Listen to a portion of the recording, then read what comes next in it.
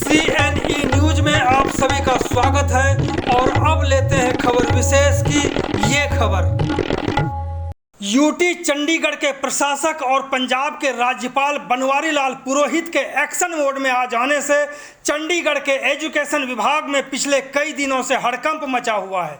कारण यह है कि पिछले कई सालों से शहर का एजुकेशन विभाग की तरह नहीं बल्कि कुछ लोग इसे निजी मठ की तरह चला रहे हैं।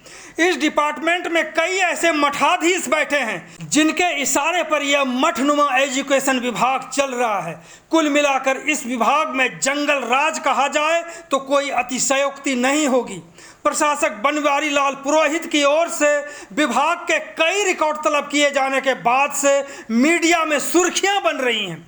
एजुकेशन नुमा मठ में मठाधीशों की मोनोपोली और जंगल राज का अंदाजा इससे लगाया जा सकता है कि जो कर्मचारी जाली सर्टिफिकेट के मामले में टर्मिनेट कर दिए गए, कथित तौर पर उस कर्मचारी का भांजा जो उस समय बड़े अधिकारी होते थे, उन्होंने टर्मिनेट होने के बाद भी सभी बेनिफिट्स देकर देश से मामा कर्मचारी को बाहर निकाल दिया।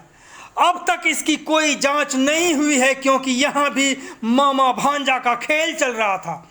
हैरानी की बात तो यह भी है कि टर्मिनेट होने वाले कर्मचारी का जमानत देने वाला व्यक्ति एजुकेशन विभाग में कार्यरत है, पर उस पर भी कोई कार्रवाई नहीं की गई है, ना ही की जा रही है। चौंकाने वाली बात यह भी देखिए, जिस व्यक्ति का एजुकेशन विभाग से कभी कोई लेना देना नहीं रहा, उसे भी एजुकेशन विभाग में दामाद की तरह बिठा कर रखा गया है।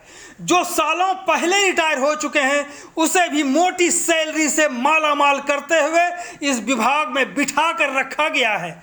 जिसके पास अनुभव नहीं, उसे भी बड़े अधिकारी की कुर्सी पर बिठा कर रखा गया है। कई अफसरों की पत्नी या रिश्तेदार भी सालों साल एक ही जगह पर बैठकर कुर्सी तोड़ रहे हैं। कबाड़ हो चुके सामान को नीलामी के माध्यम से नहीं बल्कि अपनी मनमर्जी से कई ट्रकों में सामान को लदवा कर बेच दिया जाता है। इस प्रकार से प्रशासक बनवारी लाल के एक्शन मोड में आ जाने से एजुकेशन विभाग के कई मठाधीशों में हड़कंप मचा हुआ है। आजकल मीडिया में deputy director Neena Kalia retire होने के बाद भी शिव कुमार, जो सालों साल से DPI के PA बनकर कर्मचारियों के लिए मुसीबत बने हुए हैं, इसके अलावा सुपरिटेंडेंट शीशपाल और उन्हीं के क्लर्क अमृतपाल चर्चा में छाए हुए हैं, क्योंकि खाता ना बही, ये लोग जो भी कहें वही सही। इसी को लेकर आज यूटी चंडीगढ़ SS फेडरेशन के प्रधान रंजीत मिश्रा से CNE न्यूज ने बात की तो उन्होंने कई और भी बड़े खुलासे किए।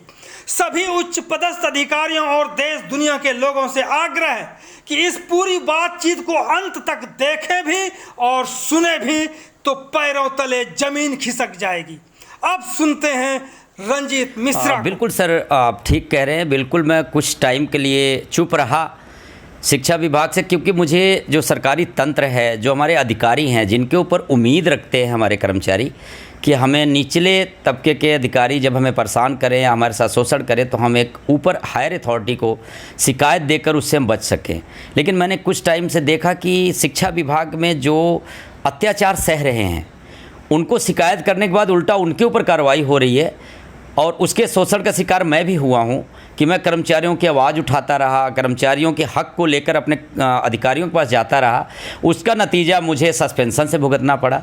मेरे खिलाफ झूठे आरोप लगाकर मुझे सस्पेंड कर दिया गया। अगर मेरे खिलाफ कोई कंप्लेंट नहीं मिली, क्योंकि मैं कोई नशा पत्ते नहीं करता, ड्यूटी में कहीं कोताही नहीं करता, ड्यूटी ईमानदारी से करता हूँ, तो मेरे पाले हुए कुत्ते के पीछे भी कंप्लेन की गई और उसका एक कंप्लेंट बनाकर उसके आधार पर मुझे सस्पेंड किया गया। कुत्ते के आधार पर? बिल्कुल, कुत्ता पालने के आधार पर सस्पेंड किया गया। बिल्कुल, उसका आधार बनाया गया कि ये सबको काटता है, परेशान करता है। आई थिंक मेरे खिलाफ कोई आरोप नहीं मिला, तो बस मेरे डॉगी के खिलाफ आरोप लगाकर मेरे कर्मचारियों का शिकायत लेकर एक आधार बनाया गया, एक झूठा आधार बनाया गया, जिसका इंक्वायरी में भी मेरे पास काफ़ी इंक्वायरी में मेरे पर दबाव बनाया गया। एक हमारे वहाँ अमृतपाल जी हैं, जो HR घांगर जी, जो रिटायर IAS थे, जो मेरी इंक्वायरी कर रहे थे, वो दोनों लोगों को मैनिपुलेट किया गया था कि मिश्रा जी को कोई कंप्लेन मत करने देना, कोई गवाह मत पेश होने देना। आज तक कोई गवाह नहीं पेश हुआ, किसी को बुलाया नहीं गया और मेरे ऊपर चार्जशीट कर दिया गया और मेरे 4 इंक्रीमेंट ब्लॉक कर दिए गए। यही कारण रहा कि जब मुझे ये पता लग गया कि हायर अथॉरिटी को शिकायत करने पे, कर्मचारियों के हक के लिए अगर जाने पे हमें ये सज़ा मिलती है। और ऐसे ही आप देखे होंगे कि स्वर्ण सिंह कंबोज जी थे जो टीचर यूनियन के, वो भी आवाज़ उठाते तो उनको इस कदर दबाया गया, 3 बार सस्पेंड कर दिया गया कि वो आज दिखाई भी नहीं देते, ना मीडिया में, ना कहीं वो बोलना बंद कर दिए हैं। तो मुझे ये लगा कि जब तक ये तंत्र नहीं बदलता और जब तक हमारे अधिकारी संज्ञान नहीं लेते, हमारे अधिकारी जब हमारी बातें सुनने के लिए तैयार नहीं है, शोषण करने वाले को साथ दे रहे हैं या शोषण करने वाले के अत्याचार के खिलाफ जो आवाज़ उठाता है उसको ही दबाया जा रहा है, उसको ट्रांसफ़र करके फेंका जा रहा है, उसके ऊपर सख्ती की जा रही है, तो इसीलिए मैं चुप रह गया कि मुझे भरोसा उठ गया अपने अधिकारियों के ऊपर। बिल्कुल आप चुप रह गए, लेकिन जो एजुकेशन डिपार्टमेंट है आज वो डिपार्टमेंट नहीं लगता है, वो लगता है कि कोई मठ चल रहा है। वहाँ पे कई मठाधीश बैठे हैं, वो मठाधीश बैठे हैं जो रिटायरमेंट के बाद भी कई सालों से नौकरी करते हुए 60,000 70,000 इस तरह की सैलरी ले रहे हैं नौकरी, जबकि 2-3 लोगों को रखा जा सकता है उसी काम के लिए। बिल्कुल सर, ये कई कंप्लेंट जा भी चुका है, पहले से भी जाता रहा है और ये आज का नहीं, बहुत पुराना है वहाँ का, ये गुंडागर्दी वहाँ बहुत पुराना चल रहा है, लेकिन उसको कोई रोकने वाला कोई नहीं था, कोई टोकने वाला कोई नहीं था। लेकिन मैं धन्यवाद करूँगा अपने गवर्नर साहब का, माननीय गवर्नर साहब, हमारे माननीय एडवाइज़र साहब और हमारी जो पूर्वा गर्ग जी हैं जो हमारे शिक्षा सचिव अभी आप धन्यवाद तो तब करेंगे जब कोई एक्शन होगा, क्योंकि हर बार कुछ ना कुछ एक्शन के नाम पे होता है लेकिन होता कुछ नहीं है। डूबते हुए को तिनके का सहारा।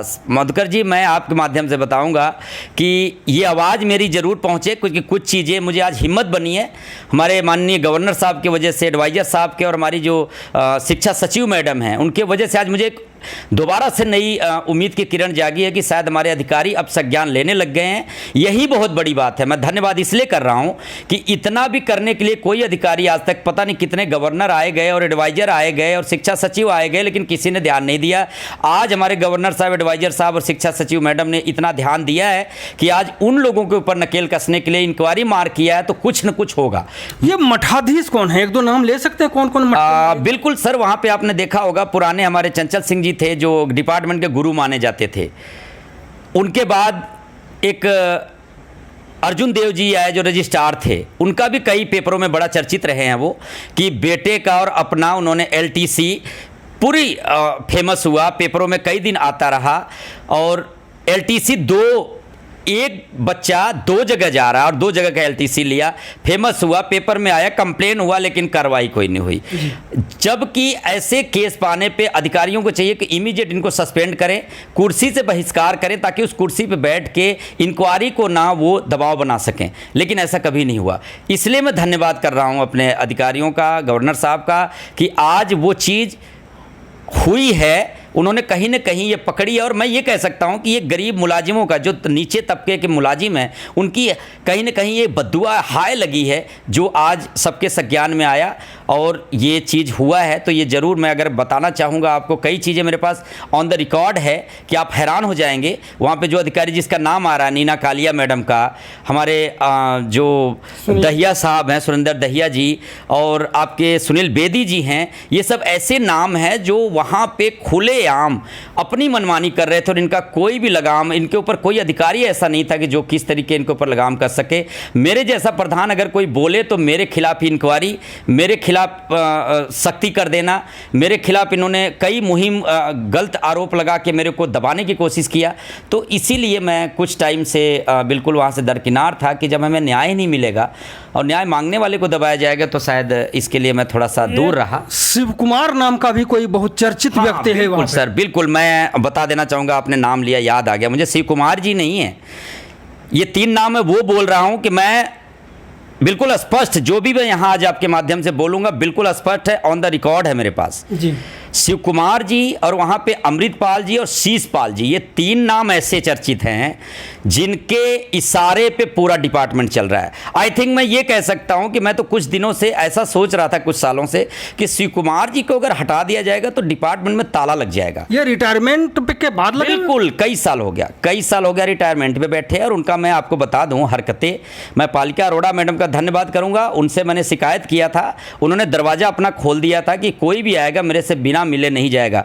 शिव कुमार जी की आपके मैं बता दूं, उनकी ऐसी वहाँ पे दादागिरी चलती थी, उनके बगैर कोई टीचर जाए, प्रिंसिपल जाए, चाहे कोई ग्रुप डी मुलाजिम जाए, कोई मिल नहीं सकता था। अंदर से क्या हुक्म होता था कोई किसी को पता नहीं, लेकिन शिव कुमार जी चाहें तो आप मिल लो, ना चाहें तो ना मिलो। आज भी वही चल रहा था। उनकी मनमानी इतनी कदर थी कि ये जो नाम 3 बोला मैं, इन तीनों लोगों का काम एक ही था कि किस डिपार्टमेंट से अप्रूवल आ रही है, कौन से स्कूल में, कौन से कॉलेज में कितने कर्मचारी रखे जाएंगे, कहाँ से अप्रूवल कितनी आई। इन तीनों बंदों का ध्यान उसी पे होता था कि ये बंदे यहाँ लगवाने हैं, और इनके पास कोई काम नहीं, कोई परेशान हो रहा है, कंप्लेन जा रहा है, कोई इस पे ध्यान नहीं। ये तीनों रिटायर हैं जिनका नाम लिया? नहीं, 2 बंदे अभी सर्विस में हैं। शिव कुमार जी का जो आप नाम ले रहे हैं, उनका पेपर में भी आया, मैंने देखा कि शिव कुमार जी ऐसे मुलाजिम हैं कि शायद सभी को ये लगता होगा, शिक्षा विभाग में जितने भी कर्मचारी हैं उनको ये लगता होगा कि शायद इतने ज्ञानी आदमी हैं, वो इतने समझदार आदमी हैं कि अगर वो रिटायर करके अगर उनको घर भेज दिया जाए तो शायद ऑफिस में ताला लग जाएगा, क्योंकि उनके रिटायर तो हैं ही वो ऑलरेडी। नहीं सर, रिटायर करने के बाद उनको वो जिम्मेदारी दी गई है। शुरू से ही पीए थे वो, आज भी पीए हैं। शायद हो सकता है कि डिपार्टमेंट में ताला लग जाए, उनके जैसा समझदार या पढ़ा लिखा कोई पीए है नहीं वहाँ पे, इसलिए उनको रिटायरी के बाद भी रख दिया गया। और आज भी वो रिटायरी के बाद कितने साल तक रह गए रिटायरमेंट के बाद? मुझे लगता है इस टाइम 4-5 साल हो गया उनको रिटायरी के, लेकिन 5 साल के बाद या 3 साल के बाद भी अगर शिव कुमार वहां पर बने हुए हैं तो क्या कारण हो सकता है? क्योंकि इसके पहले भी 7 साल तक बराड़ एक वहां पे डीपीआई रह चुके हैं, और उस टाइम क्या क्या हुआ है, किस तरह से खिलाफ आंदोलन चलता रहा है इन लोगों के खिलाफ, फिर भी ये पाल या तो राज्यपाल, और इनके जब एजुकेशन में डिपार्टमेंट आ जाए कोई तो फिर वो अमृतपाल और कौन सा पाल बता रहे हैं, और शिव कुमार जी, अमृतपाल जी और शीशपाल जी, इनका काम यही होता है कि छोटे कर्मचारियों को दबाना, उनकी बात अगर ना सुने, क्योंकि इनका लिंक सीधे स्कूल के क्लर्क और हेड और प्रिंसिपल और सीधे अकाउंटेंट से है। अगर वो ना सुने तो इनका यहाँ फाइल रुक जाए, इसलिए सारे जितने स्कूल हैं, सारे कॉलेज हैं, इनकी कांटेक्ट सीधे क्लर्कों से, हेड और प्रिंसिपलों से है, क्योंकि उन्हीं से इनसे काम लगता है। उनको ही फ़ोन करना, अब उनको एक प्रिंसिपल को क्या पता कि डीएचई मैडम ने बोला भी है फ़ोन करने के लिए, लेकिन एक पीए होकर अगर फ़ोन करता है तो बहुत बड़ी बात है। तो ये सब इसलिए करप्शन, यानी कुल मिलाकर के मैं गवर्नर साहब से भी कहना चाहूँगा कि जिस तरह से शिव कुमार का एजुकेशन डिपार्टमेंट में वर्चस्व है, शिव कुमार जी हैं, इसलिए इनको कैलाश पर्वत तो जरूर भेज देना चाहिए। क्या कहते हैं आप?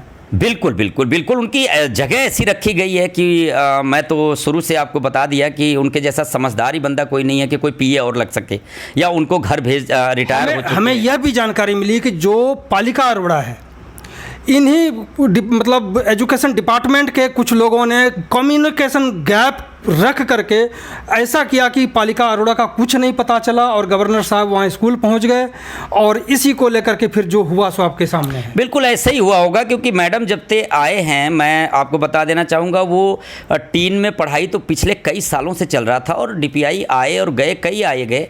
7 साल तक बराड़ साहब हमारे बैठे रहे वहाँ पे, लेकिन क्या उनके समय में भी टीन में पढ़ाई चल रही थी। लेकिन ऐसा क्या हुआ कि पालिका अरोड़ा मैडम को एकदम से चेंज कर दिया गया, और पालिका अरोड़ा मैडम का जो सीट है वो पीसीएस का सीट है, वो अधिकारी हैं, उच्च कोटि के अधिकारी हैं, उनको जब तक नीचे के तबका जो ये बाबू बैठे हैं, जब तक उनको कोई खबर नहीं देंगे, उनको कैसे खबर लगेगा, या वहाँ उस दिन नहीं पहुँच पाए। इस कारण इतना बड़ा जो पालिका अरोड़ा मैडम के ऊपर ये हुआ है एक्शन, मुझे लगता है कि उनका इतना दोष नहीं रहा होगा। दोष निचले तबके के अधिकारी जो नीचे आज इंक्वायरियों में उलझे हुए हैं, हमारे माननीय गवर्नर साहब ने इंक्वायरी उनके खिलाफ छेड़ा हुआ, तो बिल्कुल ठीक छेड़ा हुआ। कहीं ना कहीं उनके कमियों की वजह से पालिका अरोड़ा मैडम के पर उनको हटाया गया, जो इमीडिएट हटाया गया, ये मेरे हिसाब से ठीक नहीं हुआ। क्योंकि जब से आए हैं मैं 2 बार उनसे मिला हूं, और उन्होंने 2 बार बहुत अच्छी तरीके बात सुनी, और उन्होंने 2 काम, जो एक डेथ केस वाला और एक 8 घंटे जो स्कूलों के चौकीदार 24-24 घंटे ड्यूटी काम कर रहे हैं, उनके साथ अत्याचार कई सालों से हो रहा है। उन्होंने बड़ा संज्ञान लिया और ये 2 केस इमीडिएट उन्होंने तोड़ा। तो मुझे लगता है कि उनकी इतनी दोष नहीं होगी और वो अगर रहते इस सीट पे तो ज़रूर कुछ सिस्टम को सुधारने की कोशिश करते। जो गवर्नर साहब ने जो संज्ञान लिया है, इसमें क्या क्या अब संभावना बन रही है, क्योंकि कई रिकॉर्ड तलब किए गए हैं, उसको लेकर के बहुत चर्चाएं, एजुकेशन विभाग में एक तरह से हड़कंप मचा हुआ कि पता नहीं कि गाज किसके ऊपर गिरे। बिल्कुल सर, गिरना भी चाहिए। जो उस डिपार्टमेंट के अधिकारी ने, जैसे सुनील बेदी जी हैं, कई सालों से डिप्टी डायरेक्टर बैठे हुए हैं, लेकिन आपने बिल्कुल शुरू में जो हमारे से पॉइंट किया था कि क्या कार्रवाई होगी, तो इसके ऊपर मुझे भरोसा नहीं है सर, क्योंकि कार्रवाई तो तब होना जब जो अधिकारी गलत काम करके इतने गवर्नमेंट के पैसे का मिसयूज किए, जो उनको सैलरी उन्होंने उस काम का नहीं लिया जिस काम के लिए वो बैठाए गए थे, तो वो शायद उनको रिकवरी हो तभी एहसास होगा। और आने वाले समय में जो कर्मचारी काम कर रहे हैं वो डरेंगे कि अगर हम कोई गलत काम करें तो हमारी रिकवरी होगी, जब उनको उस डिपार्टमेंट से हटाकर उनको अपने डिपार्टमेंट भेज दिया जाएगा। लेकिन जो जिन काम के लिए उन्होंने लाखों रुपए उसकी सैलरी लिए हैं उसका क्या, ये सवाल बहुत बिल्कुल आपने सही कहा। लेकिन दूसरी एक और बात है, जिस तरह से रिकॉर्ड तलब किए गए हैं, क्या उस रिकॉर्ड में वो चर्चा होगी जो अमर सिंह के नाम से कोई कर्मचारी थे यहाँ पे, उनको नौकरी से हटा दिया, बर्खास्त कर दिया गया था, टर्मिनेट किया गया था उनको, उसके बाद भी उनका पूरा जो एनओसी वगैरह दे करके और यहाँ से उनको एक तरह से देश से ही भगा दिया, और वो मामला अभी तक है, जबकि उसके जमानती जो हमें जानकारी मिली, जो जमानत देने वाले लोग थे वो आज भी नौकरी कर रहे हैं और कोई सुनवाई नहीं है इसके ऊपर। बिल्कुल सर, मैं भी सुना कि वो कभी किसी अधिकारी के यहाँ पे बड़े अच्छे वर्चस्व नाम था उनका, उनके कोई रिश्तेदार थे चंचल सिंह जी के, अमर सिंह नाम था, और वो 22 सेक्टर स्कूल में मैथ लेक्चरार लगे हुए थे, और उनका कोई शायद सर्टिफिकेट में कोई जाली सर्टिफिकेट के वजह से उनको टर्मिनेट किया गया था। और हमारे उस टाइम माननीय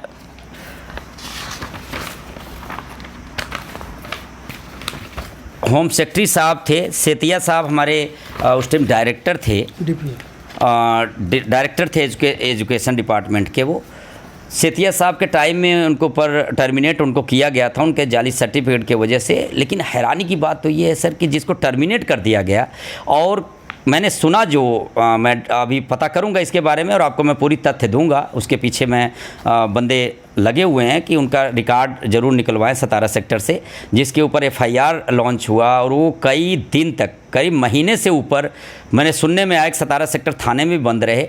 लेकिन वो आपने ठीक बोला कि उनके जो जमानती हैं, मुझे पता चला कि आज भी वो शिक्षा विभाग में कहीं कार्यरत हैं और वो नौकरी कर रहे हैं। तो बड़ी हैरानी की बात है कि जो बंदा टर्मिनेट है, जो भगोड़ा घोषित हो गया है, उसको डिपार्टमेंट से सारा पैसा भी रिलीज कर दिया गया और उनको विदेश भगा दिया गया, और जमानती आज भी ड्यूटी पे है। तो ये बहुत गंभीर मतलब समझ सकते हैं कि जिस व्यक्ति को टर्मिनेट कर दिया गया, इसके बावजूद उनको हर तरह से मुक्त करते हुए और इनको डिपार्टमेंट से ही भगा कर, डिपार्टमेंट से ही नहीं बल्कि इस देश से भी सुनते हैं भगा दिया गया है उसको। बिल्कुल, वो कनाडा है, मुझे सुनने में आया कि कनाडा भगा दिया गया। लेकिन उनका सवाल ये उठता है कि विषय जांच का ये है कि जो बंदा टर्मिनेट है उसके ऊपर केस चल रहा है, जमानती आज भी सर्विस में है, उसके सारे बेनिफिट कैसे टर्मिनेट बंदे का दे दिया गया, ये बड़ी हैरानी और जांच का विषय है। अगर मैं कोशिश करूँगा कि आज के बाद शिक्षा सचिव मैडम से या मैं एडवाइज़र साहब से या गवर्नर साहब से इस विषय में ज़रूर मिलूंगा, और कई चीज़ें इसमें मैं आपको अगर बताना चाहूँगा तो मुझे लगता है कई दिन लग जाएंगे। और इसमें कई चीज़ें ऐसी है कि मैं नीना कालिया मैडम के बारे में आपको थोड़ा सा आपके संज्ञान में डालना चाहूँगा। नीना कालिया मैडम 2017 में 15 सीनियर सेकेंडरी स्कूल की प्रिंसिपल रही हैं। उस टाइम में एक रिंकू नाम का सफाई कर्मचारी उन्होंने अपॉइंटमेंट किया आउटसोर्सिंग पे, ठेकेदारी प्रथा पे। ये बहुत सोचने वाला विषय है, और जो मैं बोल रहा हूँ बिल्कुल तथ्य है मेरे सामने। मेरे पास आरटीआईयों का ढेर पड़ा है, ये आरटीआईयों का मैं दिखाऊंगा आपको। ये आरटीआई 15 स्कूल का ही है, अगर ज़रूरत पड़ेगी तो मैं अधिकारियों को भी दिखाऊंगा। अधिकारियों को दिखाने के बजाय मुझे लगता है कि एडवाइज़र साहब और गवर्नर साहब को दिखाना ज़्यादा मुझे लगता है कि तर्कसंगत होगा, क्योंकि यहाँ नीचे सुनने वाला तो नहीं लगता है कोई। नहीं, मेरे को लगा कि हमारी मैडम जो शिक्षा सचिव आए हैं उनसे बड़ी उम्मीद है मुझे, और वो बहुत अच्छे, और मैंने उनका रिकॉर्ड देखा बहुत ईमानदार और अच्छे हैं। तो पहले मैं स्टेप बाय स्टेप उनसे मिलूँगा, और DPI साहब से भी मिलूँगा, मैं बराड़ साहब जो नए आए हैं उनसे भी मिलूँगा। नीना कालिया मैडम को बता दूँ सर, मैं आपको डेट वाइज बता देता हूँ। उसकी ज्वाइनिंग अक्टूबर 2017 में करवाया, आउटसोर्सिंग पे, ठेकेदारी प्रथा पे। नीना कालिया मैडम उस टाइम प्रिंसिपल थे 15 स्कूल के। उसके बाद उसको जून 2020 तक आउटसोर्सिंग पे, ठेकेदारी प्रथा पे रखा गया।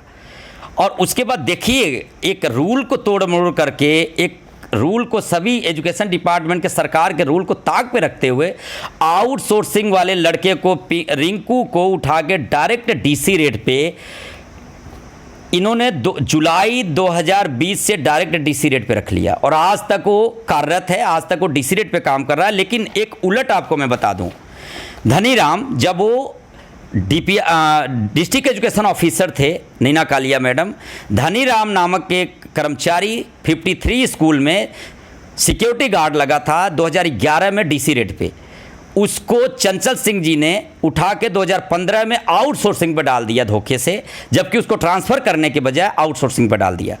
और उसको आउटसोर्सिंग से भी 2020 में अमन सिक्योरिटी द्वारा 42 सेक्टर स्कूल से निकाल दिया गया। और आज वो धनीराम आज चंडीगढ़ में दिखाई नहीं पड़ रहा है। और मैं आपको बता दूं, बहुत मैं निंदनीय घटना हुआ उसके साथ। मेरे रिक्वेस्ट करने पे नीना कालिया मैडम ने 46 वाले स्कूल में डीसी रेट पे उसको ड्यूटी पे लगाया। सीनियर सेकेंडरी स्कूल में 1 महीना उसको नौकरी करवा के वहाँ से भी निकाल दिया गया बिना किसी सैलरी के। आज भी उसको सैलरी नहीं दी गई। वो इतना डिप्रेशन में चला गया, इतने उसके बच्चे भुखमरी के कगार पर चले गए कि उसको पेट्रोल डाल के आत्महत्या करने की कोशिश किया। उस टाइम नीना कालिया मैडम अपने ऑफिस में बैठे थे, डिस्ट्रिक्ट एजुकेशन ऑफिसर के छत पे चढ़ गया, किसी को पता नहीं है, पौड़ी ऊपर ले गया वो, किसी को पता नहीं, आत्महत्या करने पे मजबूर हुआ। और उसके 1 साल बाद उसका 4 साल का बेटा, छोटा बेटा, उसकी भुखमरी करके, बीमारी करके उसकी 32 हॉस्पिटल में डेथ हो गई। आज वो धनीराम भुखमरी के कगार के वजह से परिवार उसका रुल गया, लेकिन इन अधिकारियों के ऊपर बिल्कुल नहीं, जबकि इन्होंने सारे रूल को ताक पे रख के काम किया। और ऐसे ही सेम आपको बता दूं, मैं धनीराम का आपको बता दिया, एक प्रदीप नाम का लड़का 43 स्कूल से भी ऐसे निकाल दिया गया, आज तक नहीं लगा। वो आज भी वो भटक रहा है, बेरोजगारी की मार झेल रहा है। ऐसे ही पूनम नाम की महिला करसान स्कूल सीनियर सेकेंडरी में अपने माँ बाप उसके रेगुलर कर्मचारी थे। रेगुलर कर्मचारियों की जान गंवाने के बाद पूनम को सहानुभूति के तौर पे चंचल सिंह जी ने उसको पीएन की नौकरी दी डीसी रेट पे। उस टाइम डीसी रेट पे ही अपॉइंटमेंट होता था हमारे शिक्षा विभाग में। डीसी रेट पे 2011 में लगाया। 2015 में उसके साथ भी इतना बड़ा गलत करते हुए उसको 2015 में सारंगपुर स्कूल हाई स्कूल में भेज दिया गया। ट्रांसफ़र करने के बजाय उसको भी आउटसोर्सिंग पे डाल दिया गया। वो लड़की आज तक रो रही है, फरियाद कर रही है। गवर्नर साहब से लेके एजुकेशन सेक्रेटरी साहब, एडवाइजर साहब, डीपीआई साहब कई बार लेटर दे चुकी है 2020 से, लेकिन उसके लिए किसी को संज्ञान नहीं है। लेकिन नीना कालिया मैडम आज डिप्टी डायरेक्टर बनी बैठी हैं। कई बार उनके निगाहों में गया, लेकिन उन्होंने आश्वासन के सिवा कुछ नहीं किया, जबकि उन्होंने खुद अपने हाथों से इतना बड़ा गलत काम कर चुकी हैं 15 स्कूल में कि आज भी आउटसोर्सिंग का बंदा उसको डीसी रेट पे 2 साल आउटसोर्सिंग पे काम करने के बाद उसको डीसी रेट पे लगा के आज उसको नौकरी दी गई और ड्यूटी कर रहा है। जब आप गलत काम कर सकते हो इतने धड़ल्ले से, तो सही काम करने में क्या दिक्कत है? यही मैं ये सब शिकायतें लेके ऊपर जाऊंगा। ऐसे ही कई केस है मेरे पास। 2014 के बाद सर ये मेरे पास आरटीआई है, मैं आपको दिखाना चाहूँगा। मुझे ऐसा मान लगा, ऐसा हुआ कि ये 37 कर्मचारी हैं। टोटल आरटीआई का जवाब है, मोहर लगी हुई है, मेरे पास बैलेट है, ये मैं अपने अधिकारियों को दूंगा। जितने चंडीगढ़ में प्राइमरी स्कूल है, मुझे तो ये आज तक समझ में नहीं आया कि ये एक चंडीगढ़ रूल हमारा एक, प्रशासन हमारा एक, लेकिन रूल यहाँ कई चल रहे हैं। प्राइमरी स्कूल में टोटल जितने कर्मचारी रखे गए हैं 2014 के बाद, वो टोटल के टोटल डीसी रेट पे रखे गए हैं। एक मैं आपको बता दूं, इसमें डेट भी मेंशन है, मैं दिखाना चाहूँगा आपको सर। डेट मेंशन है। एक माली जो 2.5 साल तक गायब रहा, नौकरी छोड़ के 2.5 साल तक गायब रहा, वो क्राइम करके जेल में था या घर था या कहाँ भाग गया था, उसको 2.5 साल बाद आने के बाद जनवरी 2019 से ये गायब था। जुलाई 2020 में उसको ज्वाइनिंग करवा लिया गया डीसी रेट पे। 2020 में उसको ज्वाइन करवा गया 2.5 साल बाद। लेकिन पूनम और धनीराम भुखमरी के कगार पे हैं, धक्के खा रहे हैं, बार बार फरियाद कर रहे हैं, उनको किसी ने डीसी रेट पे नहीं लगाया। ऐसे कई केस मेरे पास पड़े हैं सर, अगर मैं बताना चाहूँगा तो बहुत मुश्किल हो जाएगा। और बहुत केस ऐसे मेरे पास आरटीआईओ में जवाब पड़े हैं कि लोगों को आउटसोर्सिंग से डीसी रेट से उठा से कंसोली रेट पर लगा लिया गया। चौकीदार जो रेगुलर कर्मचारी हों 24 घंटे ड्यूटी कर रहे हैं, और जो इनके चहीते हैं, जो इनके चहीते अपने हैं, जो ज्वाइनिंग के टाइम से आज तक डिप्यूट कर दिए गए। कुछ मैं चौकीदारों का नाम लूँगा, कुछ इनके चहीते चौकीदार हैं जो शीश पाल जी के, अमृत पाल जी के और जो हमारे शिव कुमार जी हैं, उनकी 3-3 जगह ट्रांसफ़र कर दी गई। मन मर्जी से वो स्कूल मांगते हैं उनको दे दिया जाता है। लेकिन मनोज नाम का चौकीदार, जिसको जो अपने हक के लिए मनी माजरे में मैं बताऊँ बस अड्डे के पास से, वहाँ स्कूल से 3 ट्रक जो स्कूल की प्रॉपर्टी था, जो फर्नीचर थे, वो बेच दिए गए अवैध। उसके लिए उसने आवाज़ उठाई। पेड़ काट दिए गए, उसके लिए आवाज़ उठाई। अच्छा, जिसकी नीलामी होनी चाहिए थी वो वैसे बेच दिया। बिल्कुल बिल्कुल, उसका फोटो भी पड़े हैं मेरे पास, रिकॉर्डिंग भी पड़ी हुई है। जिस दिन ज़रूरत पड़ेगी मनोज जो चौकीदार जो वहाँ का था वो खुद ही बता देगा। लेकिन उस चौकीदार से 24 घंटे लगातार 4 महीने ड्यूटी करवाया गया। और वहाँ की प्रिंसिपल वंदना भारती और सोहनलाल कलर की गुंडागर्दी देखिए कि चौकीदार को धमकी भी दिए कि तू नहीं सुधरेगा, तू नहीं हटेगा, ये जवाब तलब हमारे से करेगा, क्योंकि उसका राइट था। वो चौकीदार है, उसने बोला कि सर ये गेट पास हमारे पास होना चाहिए। कल मैं गरीब आदमी हूँ, अगर मैं फंस गया तो मैं कहाँ जाऊँगा, मेरी नौकरी खतरे में पड़ जाएगी। आप कुछ तो रिकॉर्ड दीजिए कि 3-3 ट्रक यहाँ से फर्नीचर बेच रहे हैं, पेड़ काटे जा रहे हैं, वो पेड़ आप कटवा रहे हो सरेआम। वहाँ पे स्कूल की बिल्डिंग बन रही है, स्कूल के बिल्डिंग में ठेकेदार को, जबकि कंस्ट्रक्शन में वहाँ पे ठेके के अंदर उसका जनरेटर, बिजली, पानी का सब खर्चा होता है, लेकिन बिजली भी वो स्कूल का फूक रहा है, पानी भी स्कूल का फूक रहा है। बिल्कुल सही करे। कुल मिलाकर के एजुकेशन डिपार्टमेंट में सब कुछ ठीक नहीं चल रहा है, सब कुछ अस्त व्यस्त है।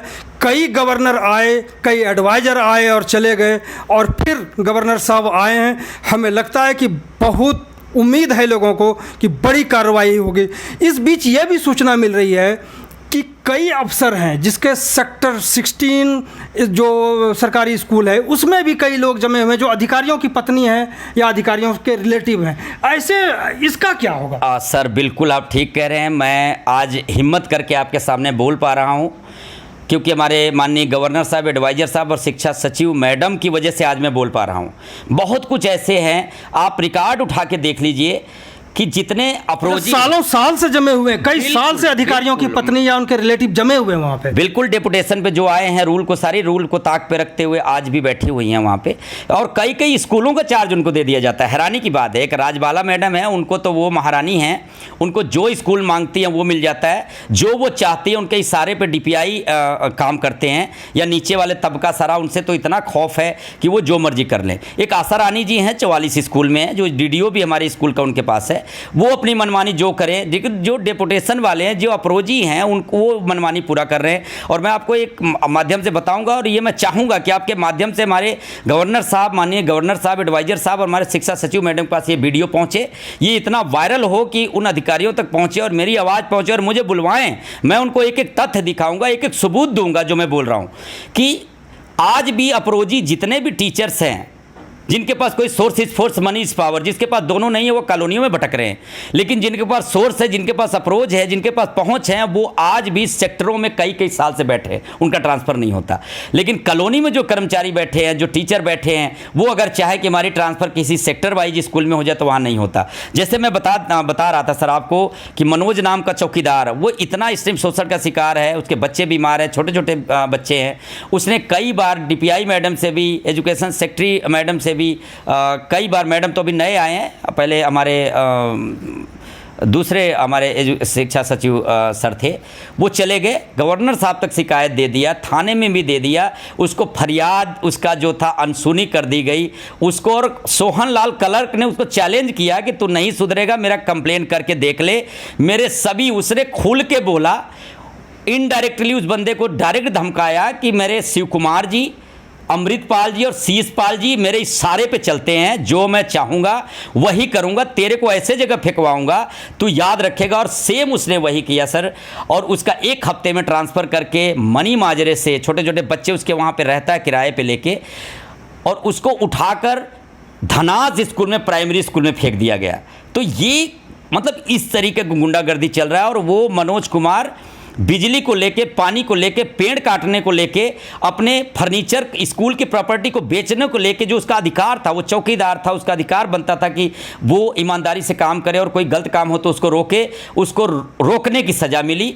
और एक उलट आप देखिए सर कि मैं आपको फोटो यहाँ पड़े हैं सारे, ढेर सारे, मैं दिखाऊंगा तो टाइम, मैं देख रहा हूँ कि मीडिया में काफ़ी खबरें छपी है एजुकेशन डिपार्टमेंट को लेकर के, कई कमियां हैं।